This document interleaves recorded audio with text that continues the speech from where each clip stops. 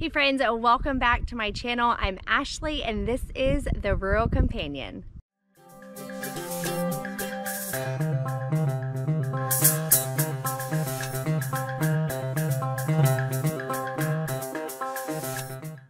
In today's video, I'm going to bring you along as our family transforms our property into what we are now calling an actual farm. As you know, we have struggled with what to call our property, mainly because we have your typical domestic small homestead animals. We have dogs, cats, we have a couple chickens and a rabbit and some ducks. You might be able to hear them in the background. However, we just recently acquired some new animals that really make us feel like we are on a farm now.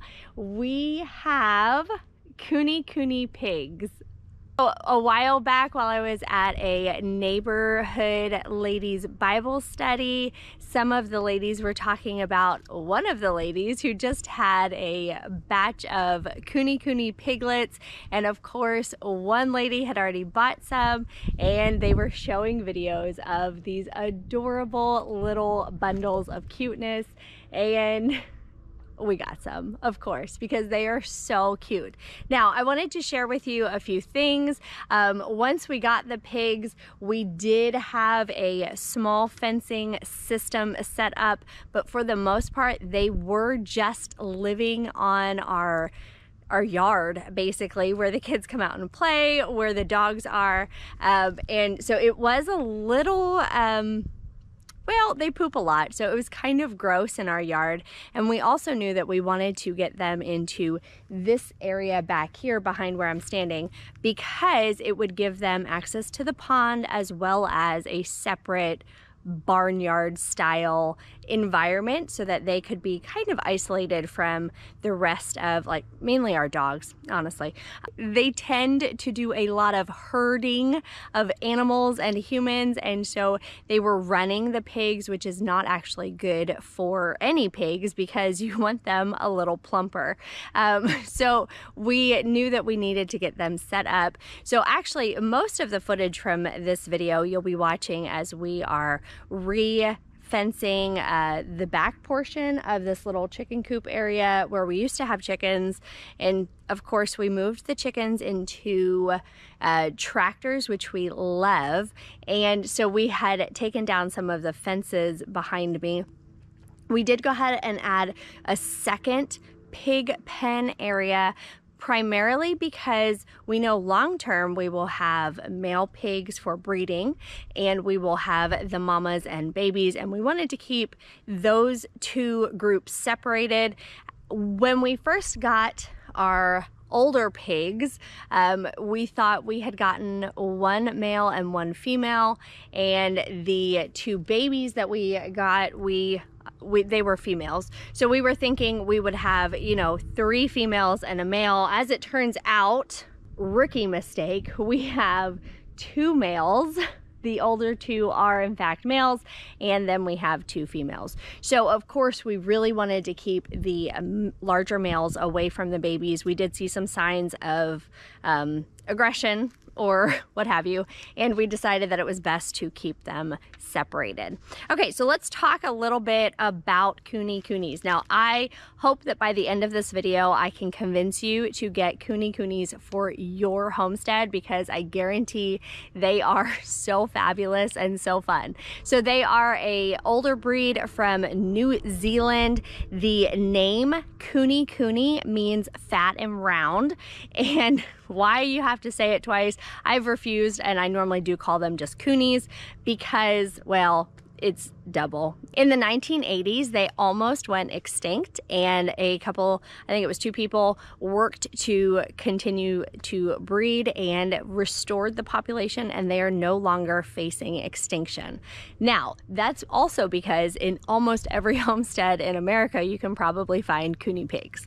So let's talk a little bit about the appearance of the Kunes. Now, they do tend to be a smaller pig breed.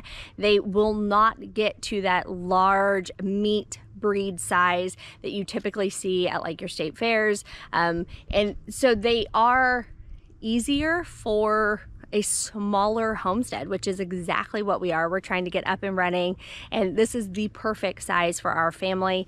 I believe this would probably be the perfect size for even a family of 6 or maybe 8. Beyond that, I would think a larger pig would definitely be beneficial. As far as the rest of their appearance, they are very hairy. They tend to come in a variety of colors. So we have the ginger and black combination, and we have a cream and black combination, but there are several varieties within the breed and variations of those colorings, and they tend to kind of be patchy or splotchy on their skins, and they just are so gorgeous. They also, some of them have wattles on their neck, so like kind of right here they have these just adorable little hangings. Some of the Kunes have them, some of the Kunes don't. There is no reason why they have them, and there is no reason why they don't have them. It is just something that some of them have and some of them don't. They are really cute though, and they just remind me of like little goats or something. Adorable. And then of course my other favorite feature about the Kunes is their eyelashes. They come down and they cover their eyes, and it makes you wonder, can they actually see? But really they can, and they are just a very smart and fantastic breed, which makes me know that they can see through all of the hairs. Some of the characteristics of the Kunes, they are very social, so that means they should be kept together. You should not have a single pig by his or herself. In our case, we have 2 older pigs that we are keeping together, and then we have 2 small pigs that we're keeping together. And again, we didn't plan it, but it worked out really good that we have 2 males and 2 females. Eventually, our goal is to breed the females with the males, as you can imagine, so that we can have piglets, which means bacon. And we are really looking forward to that. Some other fantastic characteristics about the Kune pigs is they are super friendly. They will come up to us. They are not threatening. They do not try to chase us. Now, granted, if they know that we're going to get their feed, they will come with us, and they are, they go pretty swiftly if they're all around you. However, they are not just like a mean wild animal. They are very calm, very easygoing. They seem to be really content here in our land from when we moved them. They just acclimated really well. They even seem to be fine with the other animals that we have had around them, from the cats to the dogs. They don't seem to be bothered by the dogs at all, and the dogs are constantly trying to get close to them. They really also enjoy the ducks. We have the baby the little girls with the ducks, and they seem to be living happily together. Another characteristic, and this one you kind of have to watch out for, like I already mentioned, they are super smart. So they know where their feed is, because I accidentally left the shed open one night, and they got back into the shed. They know our voices. They learned all 4 of our voices really fast. They know if we call "come pig," then they know it's feeding time. They know to put themselves up at night. They know how to find the water source. It seems like we just really didn't have to show them much of anything. They just knew what to do.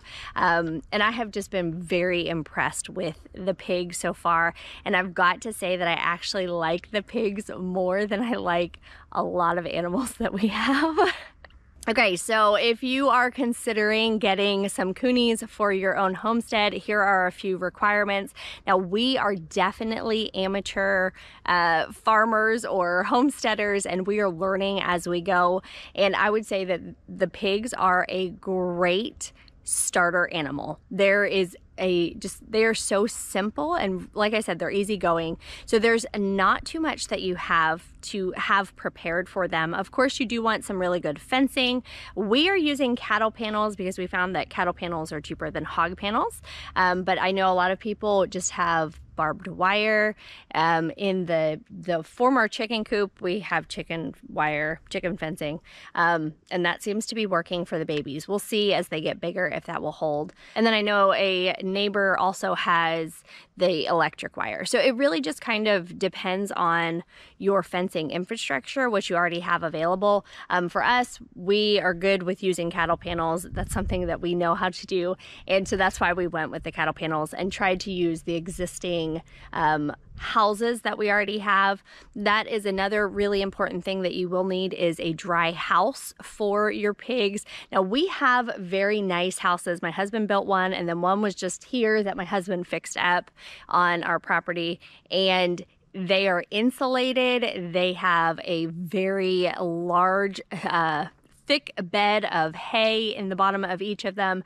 They are slightly elevated, so they're not sitting on the ground, and they are just really good houses. But we have seen pallet houses, the corrugated tin, like if you just kind of curve it, we've seen that type of house.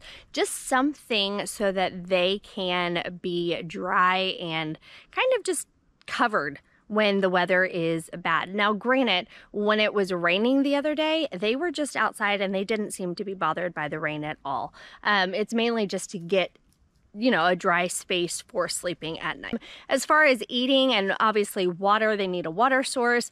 We have our pond, which was the goal, to have them have access to the pond. The other pigs, the males, do have a water bucket because they're not up against the pond. And then of course they need grazing. So they graze for a living, is what I've read about the Kunes.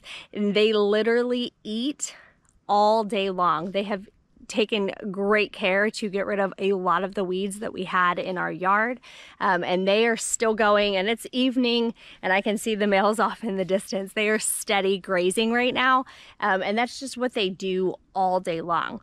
And then in the evenings we do give them grain. Right now, because our grass is just in winter season, it is not lush, and they do the recommendation is that if you have a lush grazing area, you do not need to feed them in the summer months. And that is our hope, that we have enough that we can feed them off of our land during the summer, and then supplement obviously in the like the end of fall through the beginning of spring. So if we could just eliminate maybe the summer months of having to give them that additional grain. Of course, when they are babies, so they're first growing, or if they're pregnant mamas, they need the grain anyway. So those are just requirements that you will need to do extra research on if you do end up getting some Kunes.